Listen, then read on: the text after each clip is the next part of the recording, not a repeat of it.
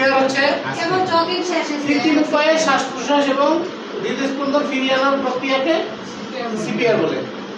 CPR এর পূর্ণরূপ কি? Cardiopulmonary resuscination resuscitation.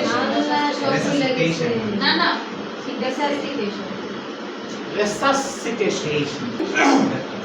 সর্বপ্রথম আমি একটি যদি অচেতন অবস্থায় কোনো ব্যক্তি বা বাচ্চাকে যদি আমি পাই, যেহেতু বাচ্চাদের নিয়ে কাজ করতেছি, বাচ্চা পাই, তাহলে সর্বপ্রথম এসে দেখতে হবে তার ডেঞ্জার জোন আছে কিনা, কোথাও ডিআরএস ডি ফর ডেঞ্জার আছে কিনা দেখতে হবে, তার আশেপাশে কোথাও কোনো বিপজ্জনক কোনো কিছু আছে কিনা। যদি থাকে সেটা আমি অবজেক্টকে দূরে সরানোর চেষ্টা করবো। যদি পসিবল না হয় আমি বাচ্চাকে সেফ জোনে নিয়ে এসে সমান জায়গায় শুয়ে দেবো। তারপর দেখতে হবে রেসপন্স, সে রেসপন্স করতেছে কিনা, তার নাম ধরে ডাকতে হবে, ইশারা ইঙ্গিতে তাকে কাছে চাকি দিতে হবে রেসপন্স করতেছে কিনা। যদি রেসপন্স না করে শাউট ফর হেল্প অথবা 999-এ কল দিতে হবে। আশেপাশে চিন্তা করতে হবে এখানে একটি বাচ্চা মুমূর্ষ অবস্থায় পড়ে আছে, শ্বাস প্রশ্বাস বন্ধ হয়ে গেছে, আমাকে একটু হেল্প করেন। কেউ না আসলে 999-এ কল দিয়ে আমাকে এক্সাক্ট লোকেশনটা বলতে হবে। এয়ারওয়ে চেক করার জন্য আমি হেড টিল চিন লিফট করে দেখবো কোনো অবজেক্ট এয়ারওয়েতে আটকে আছে কিনা। যদি থাকে তাহলে মাথা ল্যাটারাল করে দিয়ে আমি অবজেক্টটা বের করার চেষ্টা করবো। যদি রিস্ক মনে হয় তাহলে আমি হাত দিব না। বি ফর ব্রিদিং আছে কিনা চেক করার জন্য আমি লুক লিসেন ফিল এই তিনটা অবলম্বন করবো। কান দিয়ে শুনবোতার নিঃশ্বাস দিচ্ছি কিনা, চোখ দিয়ে দেখবো তার পেট আপ ডাউন করতেছি কিনা, গাল দিয়ে ফিল করবো তার নিঃশ্বাসটা আমার গালে আসতেছে কিনা।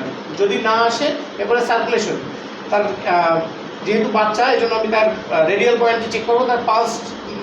বাচ্চাদের তো কেরোটিডে দেখে না, বড়দের কেরোটিডে দেখে না, বাচ্চাদের বড়দিনের তাহলে ওভারে কেরোটিডে দেখে, বাচ্চাদের কেরোটিডে তাহলে ওভারে কেরোটিড দেখে, তাহলে আর বাচ্চাদের আলাদা না। বড়দেরও তো ক্যারোটিড পয়েন্ট। আমরা তো বড়দেরও কেরোটিড বড়দের দেখি না, বাচ্চাদের ক্ষেত্রে আমরা কেরোটিডে দেখি। আমি বলি পয়েন্ট তো সেমই না। আমি বলি কখনো আবার চেক করে দেখবো ব্লিডিং হচ্ছে কিনা, এবং একই সাথে ক্যারোটিড পয়েন্টে হাত দিয়ে দেখবো যে তার পালস চলতেছে কিনা। ধরে নিলাম পালস নেই, তাহলে আমি সরাসরি সিপিআর দেওয়া শুরু করবো। সিপিআর দেওয়ার জন্য তার প্রথমে জামা থাকলে কাপড়টা খুলে নিয়ে স্টার্নাম বরাবর আমি 2 আঙ্গুল দিয়ে 30 চেস্ট কম্প্রেশন দেবো 15 সেকেন্ডে 30 বার।